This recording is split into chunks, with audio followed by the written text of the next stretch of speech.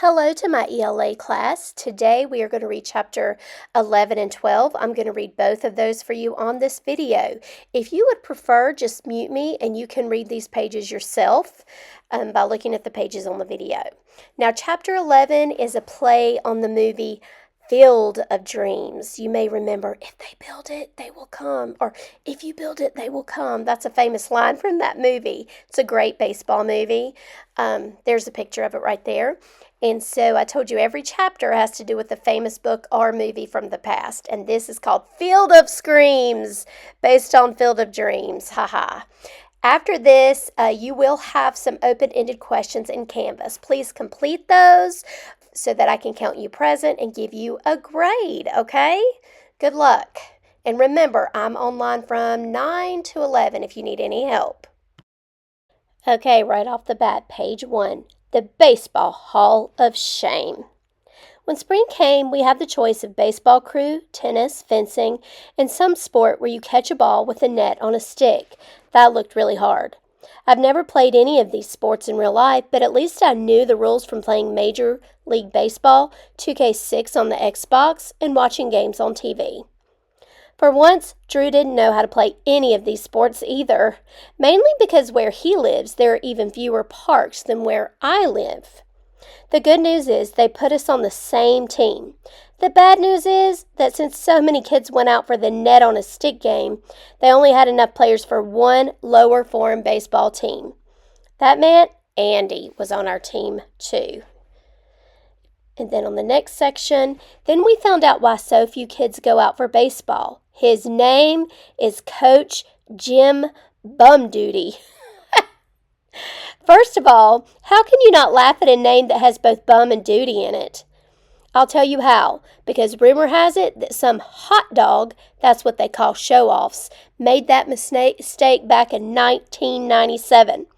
And the coach ate him while his horrified team watched. I mean, literally, too, swallowed him whole. That was one hot dog that didn't even need mustard. So he's joking about this tough coach, but in reality, it only takes one bad coach to kill your love for the sport. So I hope that's not what's happening here. Our first baseball game of the season. Man, I'm really going to miss Coach Rosh. I know, I was really looking forward to the donuts. Now we're the ones who have to worry about being eaten. Yeah, our coach scares me. I hate how the first formers have to carry all the gear. Well, I hate how cold it is. Look at the snowflakes. Who plays baseball in the snow? Maybe we're going to use snowballs instead. Don't worry, I bet we'll warm up as soon as we start playing. Yeah, that never happened. That's so funny because my son played a spring sport, and also we froze to death at the tennis courts until it warmed up. Okay, on the next page it says, our first humiliating loss of the season. Oh my gosh, did you guys hear? No, we were playing baseball. You mean watching baseball? Headmaster Hanson just asked Colin's family to leave the school. What? Why? What did he do? They found out he went to Hawaii with Andy during Christmas break. So? I mean, I wouldn't go anywhere with Andy, but he shouldn't be punished for it.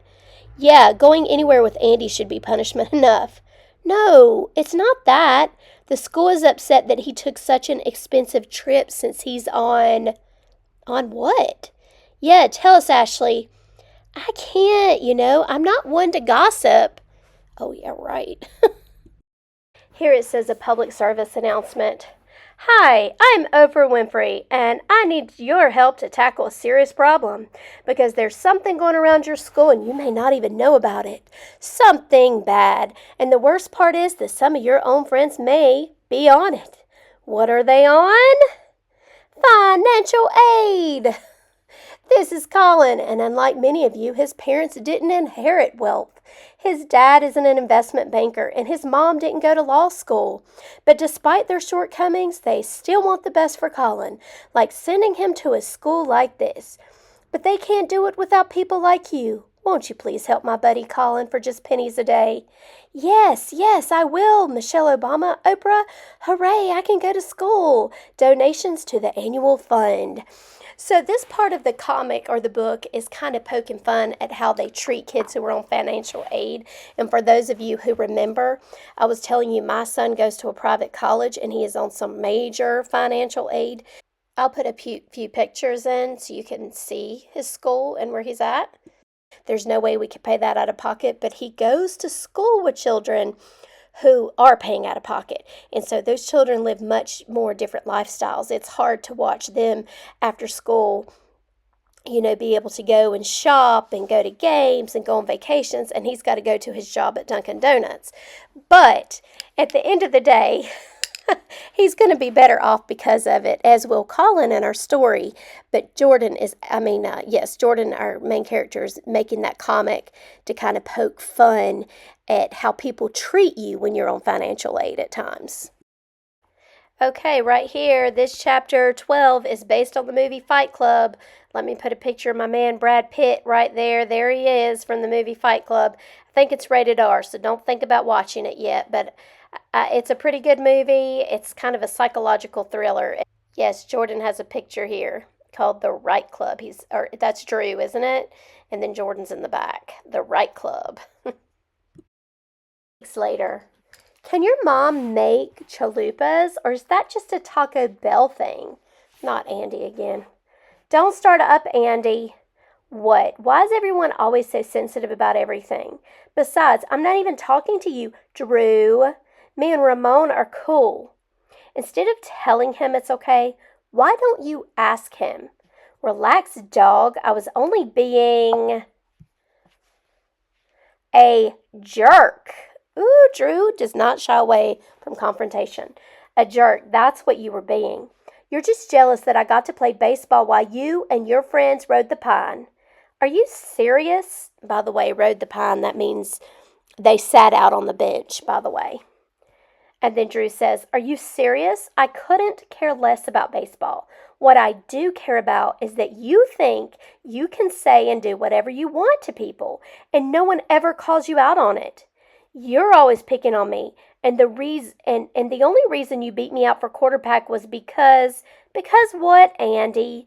Ever since Colin left, you've been 10 times worse, and you weren't even all that nice to him either. So Andy pushes him in this picture, and he says, you take that back. Make me! And he really shoves Andy. It looks like he trips on an apple too, and bam, there you go. Andy is laying on the floor. He deserved it, but maybe that wasn't the best way to go about things. Let's go, Drew. I'm taking you to see Headmaster Hanson. Oh, so now you know my name, and I barely touched him, Miss Raleigh. He slipped. I saw it. Andy slipped on his own apple. No, I didn't. He pushed me down. And then there we go, big argument, like what happened to who? I think he was shoved, but also tripped on the apple, making it worse. And here's poor Jordan. And at that moment, it all became too much. Too much of kids like me trying to fit in. Too much of kids who should fit in trying hard not to. Too much of good kids being blamed for being bad. Too much of bad kids getting rewarded for their mean behavior.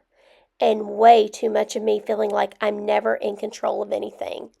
If any page resonates with you as a middle schooler, it should be this one, because I think that it can be just too much sometimes. School can be too much.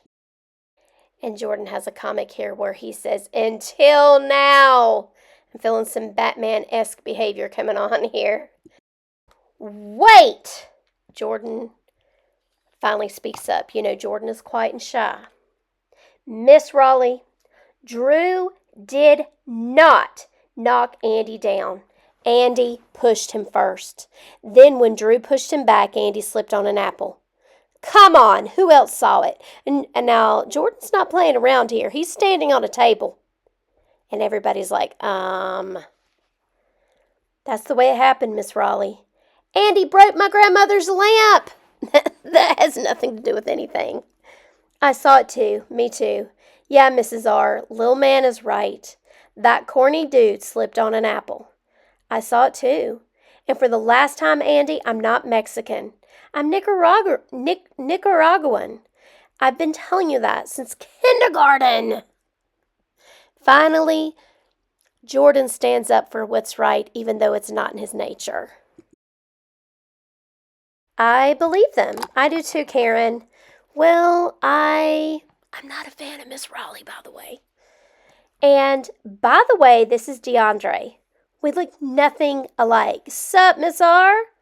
All right, Drew, if that's what happened, then you and Andy can clean up this mess, then go straight to class. But you'll both lose one of your free periods. Fine. And so there we go. I don't think this is fair, but Drew is having to clean up, Andy's having to clean up, Jordan joins in, and so does Liam and the rest of the class, kind of uniting them. I like that. Be right back, guys. There goes Jordan running through the school, and he throws up. I think his nerves got the best of him because he stood up in front of the whole lunchroom. Some of you will understand that. I'm a very outgoing, very outspoken person, but my daughter is a very quiet, shy person. We have several shy, quiet people in our ELA class, and stuff like that just makes them sick. But I'm proud of Jordan for standing up for himself. At 3:10, he gets on the bus, kind of squished between everybody, and he realizes that he left his sketchbook, his pride and joy. His sketchbook is missing. What a day. Okay, folks, we're almost finished with the story. We only have 2 more chapters left. For today's assignment, you have 10 open-ended responses that I'll be checking and going over. Just open up Remote Learning Day 2, the New Kid chapters 11 and 12. That's under week 21. Again, I'll be online from 9 to 11 if you need any help.